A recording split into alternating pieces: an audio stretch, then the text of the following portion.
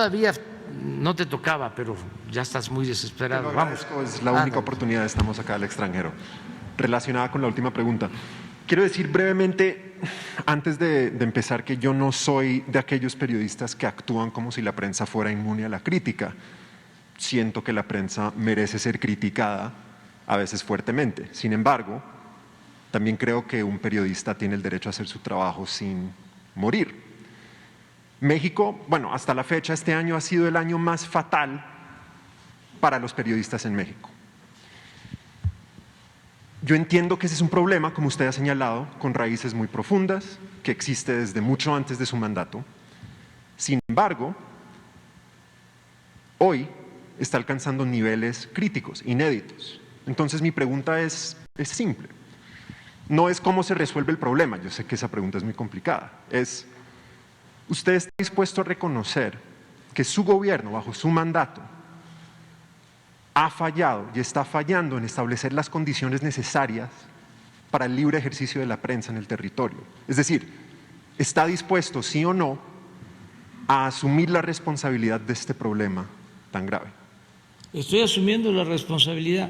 No solo eso, estoy trabajando para garantizar la paz y la tranquilidad a los mexicanos y desde luego para proteger a los periodistas. Nada más que se tiene que conocer los antecedentes y se tiene que tener un contexto de lo que está sucediendo. La diferencia de estos lamentables casos con los de antes es de que los periodistas asesinados ahora, casi todos han sido víctimas de las organizaciones criminales que se heredaron, ¿sí?, de una política fallida que inició desde los años 80 y que se mantuvo por 36 años del periodo neoliberal. Entonces, esas bandas surgieron durante el periodo neoliberal, fueron incluso toleradas por los gobiernos neoliberales.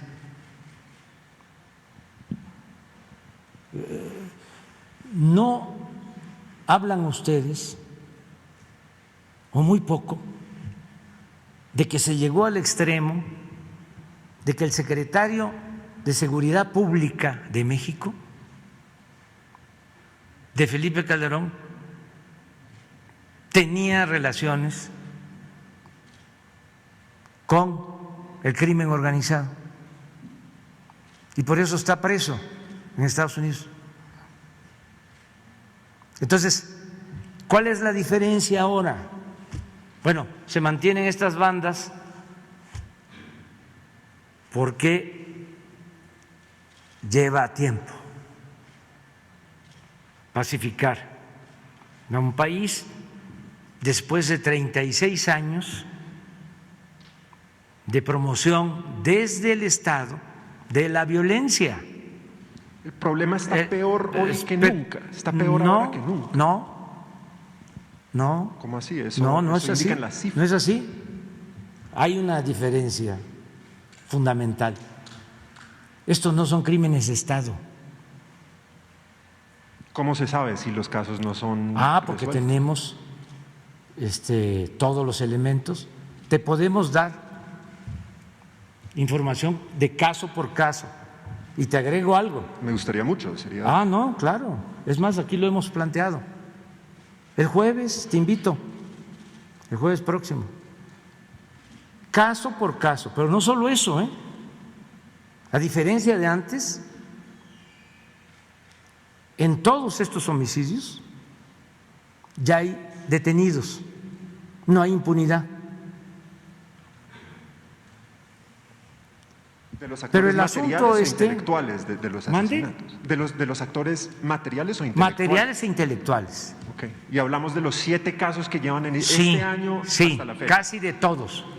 ¿Se Te voy a puede informar. decir que se puede decir con seguridad que son actores criminales sin complicidad de actores políticos? Sí, y tenemos todos los casos. Cero impunidad. Entonces, no somos iguales. Entonces, si tú actúas de buena fe y eres un periodista profesional, tienes que tomar en cuenta esto y tienes que considerar de que estamos enfrentando no solo al crimen organizado, estamos enfrentando a una mafia de poder. Así como hay delincuencia organizada, hay delincuencia de cuello blanco, los que se dedicaban a saquear a México, que están muy molestos. Y esos que se sentían dueños de México, esa oligarquía domina a la mayoría de los medios de información No los convencionales, que ¿cómo no? No los que están siendo asesinados en el territorio. Ellos, la mayoría son independientes, que trabajan para redes sociales. No, sí, en sí. situaciones pero precarias. no estoy hablando de ellos. Estoy hablando de los que de manera hipócrita se rasgan las vestiduras, cuestionando de que hay esta inseguridad que nosotros aceptamos de que existe y la estamos combatiendo, pero su propósito no es el que les preocupa que pierdan la vida los periodistas. Lo que les preocupa es que se están combatiendo los privilegios. Pero esto no solo es el Reforma, o el Universal. No solo es México, es el New York Times, y es el Washington Post, y es el Financial Times, y es el País de España, porque es una prensa en general que protege a grupos de intereses creados, no es una prensa que proteja al pueblo, Yo no estoy a en las desacuerdo. sociedades. Yo estoy de acuerdo con esa crítica macro de la institución de la prensa, Sí. 100%, y creo que merece ser Tomada en cuenta. tomada en cuenta.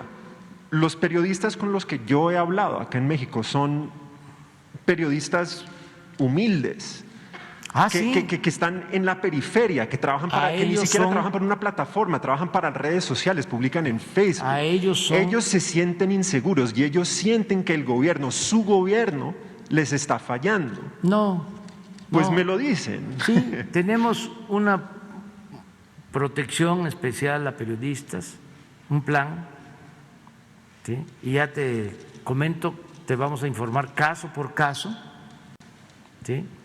Y sí, en efecto, a los que asesinan son periodistas humildes que están haciendo su trabajo en las distintas regiones del país.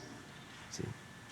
No, los periodistas que están al servicio de los potentados, esos no tienen riesgos y además no deseamos que les pase nada a nadie. ¿Sí? O sea, pues en eso tienes razón, pero existe, no tengo la menor duda, una campaña aprovechando esta circunstancia lamentable en contra del gobierno que represento. Y el fondo es lo que ya te expliqué. Los que se dedicaban a robar, a saquear a México, ya no lo pueden hacer y están buscando la forma de debilitarnos. Esto no solo es México, esto pasa en todo el mundo. O sea, en Argentina le acabo de mandar una carta a Alberto Fernández, porque los medios de información, igual al servicio de las minorías, han echado a andar toda una campaña en su contra. Y fíjense lo injusto. Él recibe un país que endeudó su antecesor, pero sin límites.